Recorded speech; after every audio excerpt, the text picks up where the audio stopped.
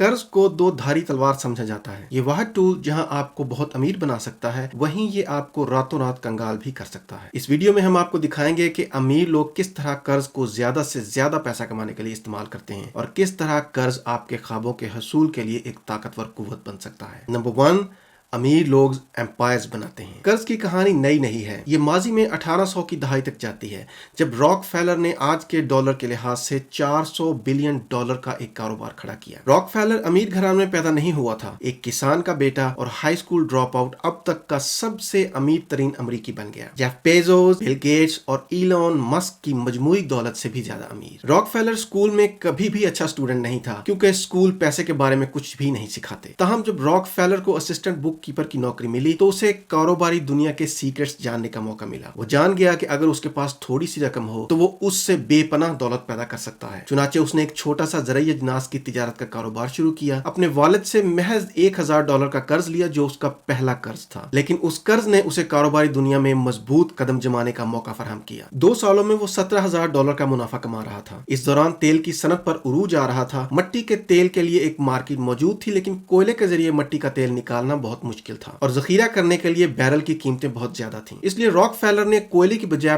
Petrol का इस्तेमाल किया और बहुत मामूली लागत से घर में ही बैरल तैयार किए। इस इनोवेटिव टेक्निक से उसे बैंकर्स और लैंडर्स का भरोसा दिलाया और उन्होंने उसे मजीद साजगार शराइत पर कर्ज देना शुरू कर दिए। और ये वो वक्त था जब रॉकफेलर के लिए पूरा खेल ही बदल गया। उसने तेल की मोनोपोली बनाने के लिए कर्ज का बड़ी हिकमत अमली से इस्तेमाल करते हुए छोटे कंपेटिटर्स को खरीद लिया। इस मोनोपोली ने उसे रेल रोड से वॉल्यूम डिस्काउंट हासिल करने में मदद की। अब वो मिट्टी का तेल बहुत सस्ते दामों ट्रांसपोर्ट कर सकता था, ताकि कम आमदनी वाले घराने भी उसे अफोर्ड कर सकें। जल्द ही 1870 की दहाई में वही किसान का बेटा 31 साल की उम्र में करोड़पति बन गया और उसकी कंपनी स्टैंडर्ड ऑयल पूरे अमेरिका का 90% तेल रिफाइन कर रही थी। रॉकफेलर की सबसे काबिल जिक्र बात यह थी कि वो हमेशा अपना कर्ज वक्त पर अदा करता था, लेकिन उसे जब भी ग्रोथ अपॉर्चुनिटी नजर आई उसने मजीद कर्ज लेने से हिचकिचाहट महसूस नहीं की। नंबर 2, अमीर तनख्वाह नहीं लेते। अगरचे हम सब ने अरबों डॉलर के मेंशन, महंगी कारों, पुरतायुश छुट्टियों के बारे में सुना है जिन पर दुनिया के अमीर लोग अपना पैसा खर्च करते हैं, लेकिन एक लेसर नोन फैक्ट यह है कि वो इन सब के लिए अपनी तनख्वाह से अदायगी नहीं करते। 2021 में इलॉन मस्क ने अपनी ट्वीट के जरिए इस तरह के पुरतायुश तर्ज जिंदगी के राज का इंकशाफ किया। नोट,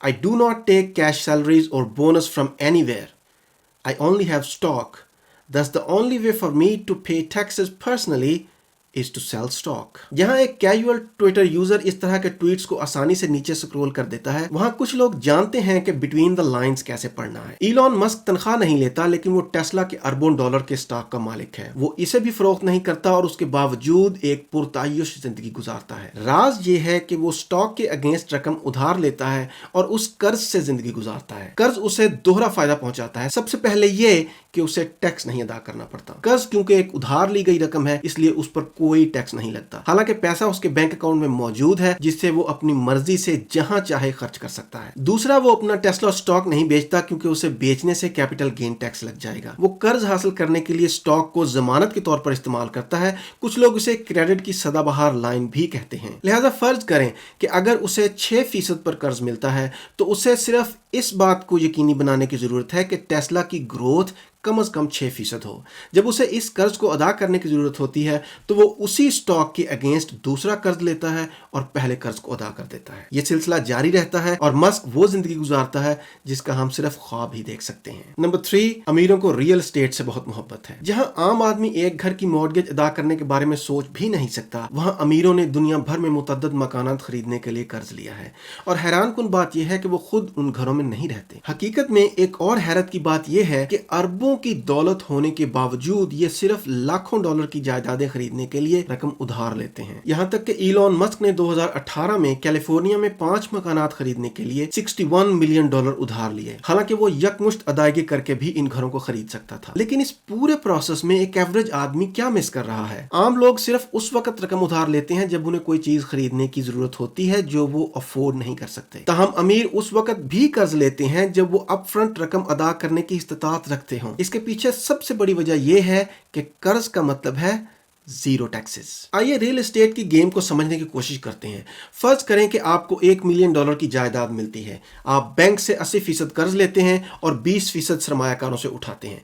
फर्ज करें कि आपके कर्ज की अदायगी $1 लाख है और प्रॉपर्टी की देखभाल अखराजात में $20,000 लगते हैं, तो आपके कुल अखराजात $1,20,000 हैं। अब अगर आप $1,40,000 पे प्रॉपर्टी किराए पर देते हैं तो आप अपना कोई पैसा लगाए बगैर $20,000 कमा सकते हैं। और इस आमदनी के बारे में सबसे अच्छी बात यह है कि आपको इस पर कोई टैक्स नहीं अदा करना पड़ेगा। उसकी वजह यह है कि आपको हर साल अपनी जायदाद पर डिप्रिसिएशन चार्ज करने की इजाजत है। डिप्रिसिएशन एक हकीकी खर्च नहीं है जो रकम खर्च करने का सबब बनता है।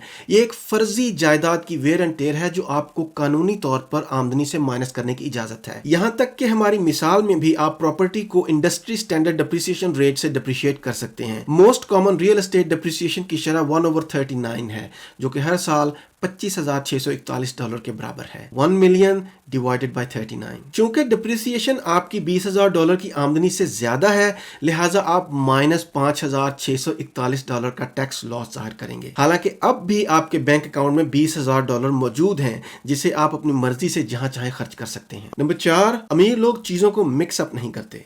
जब इलॉन मस्क ने ट्विटर खरीदने का फैसला किया तो उसने $13 बिलियन का कर्ज लिया। हालांकि उस वक्त उसकी नेटवर्थ $250 बिलियन के करीब थी।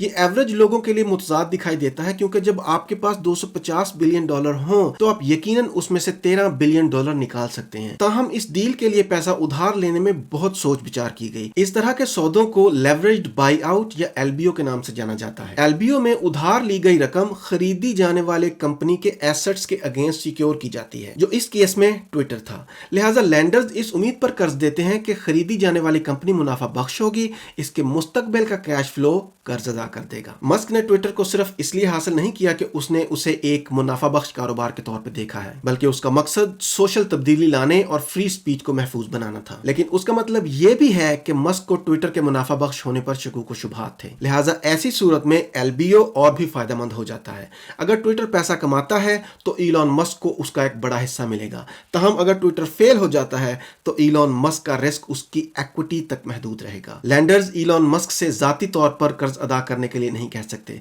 सिर्फ ट्विटर के असासे बेचकर कर्ज की वसूली कर सकते हैं। वक्त ही बताएगा कि ये असासे पूरे कर्ज की अदायगी के लिए काफी होंगे या नहीं। ताहम रकम उधार लेकर इलॉन मस्क ने इस बात को यकीनी बनाया है कि उसके जाती असासे महफूज हैं और उसके तमाम कारोबार अपनी अलहदा लीगल एंटिटी को बरकरार रखते हैं। लैंडर्स इलॉन मस्क से उसके $94 बिलियन की मालियत के टेस्ला स्टॉक को फरोख्त करने के लिए नहीं कह सकते। अगर ट्विटर नाकाम भी हो जाता है तब भी इलॉन मस्क अपनी जिंदगी पुरतायुश तरीके से गुजारता रहेगा। नंबर 5, अमीर लोग लिक्विडिटी पैदा करते हैं। अमीर लोग एसेट्स बनाते हैं और उन्हें हमेशा अपनी मलकियत में रखना पसंद करते हैं। वो ये एसेट्स अपने बच्चों के लिए छोड़ के जाना पसंद करते हैं और वो जानते हैं कि इन एसेट्स की वैल्यू मुस्तकबिल में बढ़ेगी, इसलिए वो डेट फ्री होने पर अपने खानदान के मुस्तकबिल को महफूज बनाने को तरजीह देते हैं। ताहम उसका मतलब ये भी नहीं है कि वो अपने रास्ते में आने वाले किसी अरबों डॉलर की सरमायाकारी के मौके को हाथ से जाने दें। जहां उनका अपना पैसा फिक्स्ड एसेट्स या इलिक्विड एसेट्स में लगा हुआ होता है, वहां वो लिक्विडिटी पैदा करने के लिए कर्ज का इस्तेमाल करते हैं। अप्रैल 2023 में रिलायंस इंडस्ट्री के चेयरमैन मुकेश अंबानी ने हिंदुस्तानी कॉर्पोरेट हिस्ट्री का सबसे बड़ा कर्ज लिया। मिस्टर अंबानी ने हिंदुस्तान में 5G रोल आउट के लिए $5.5 बिलियन का कर्ज लिया। मिस्टर अंबानी के 27 मंजिला घर अंतिलिया की मालियत $2 बिलियन है और वो दुनिया भर में ऐसी बहुत सी प्रॉपर्टीज का मालिक है। ऐसी चंद प्रॉपर्टीज को बेचकर वो 5G रोल आउट के लिए कर्ज लिए बगैर पैसों का बंदोबस्त कर सकता था। ताहम उसने कर्ज लिया क्योंकि वो अपने असासों को अपने 3 बच्चों के लिए छोड़ के जाना चाहता है। 2030 तक हिंदुस्तान के जीडीपी में 2% की कंट्रीब्यूशन की सलाहियत के साथ 5G के नफाज के नतीजे में $180 बिलियन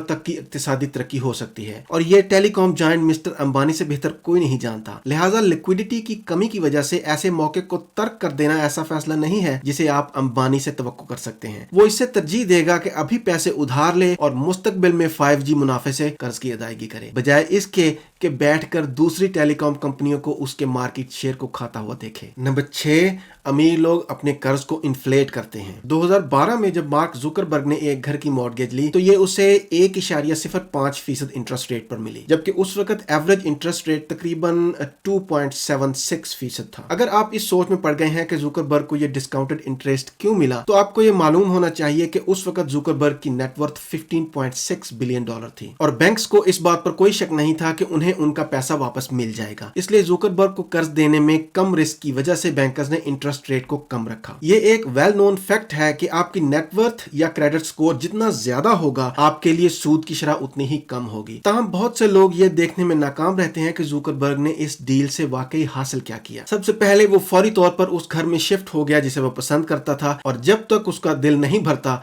वो वहां रह सकेगा। दूसरा, उसने अपना पैसा ज्यादा मुनाफा देने वाली सरमायाकारी में लगाया जो उसे कर्ज पर सूद अदा करने के बाद भी बहुत ज्यादा मुनाफा देगी। और तीसरा, उसने घर की कीमत की अदायगी अगले 30 सालों में फैला दी, जबकि उनकी अदायगियों की असल वैल्यू बढ़ती हुई महंगाई की वजह से उसकी आज की नेटवर्थ का फ्रैक्शन भी नहीं है। लिहाजा उसने कैपिटल अपफ्रंट ब्लॉक ना करके उसने ज्यादा मुनाफा कमाने वाली इन्वेस्टमेंट की, अखराजात को पोस्टपोन किया और इन्फ्लेशन एडजस्टेड टर्म्स में अपने अखराजात को कम तरीन सतह पर रखा। उम्मीद है आपको वीडियो पसंद आई होगी। प्लीज वीडियो को लाइक और चैनल को सब्सक्राइब कर दें, इससे चैनल को ग्रो करने में मदद मिलती है। शुक्रिया।